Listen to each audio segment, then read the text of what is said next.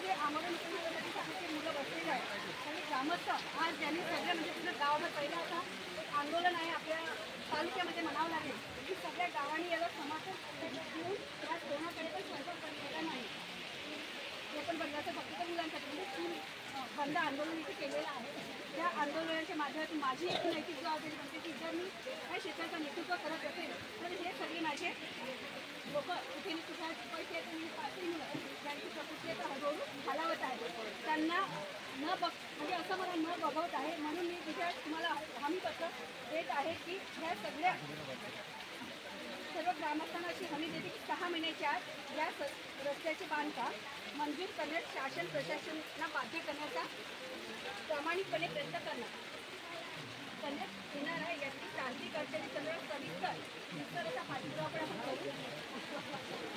पूर्ण हसण्याचा तोच एक आहे.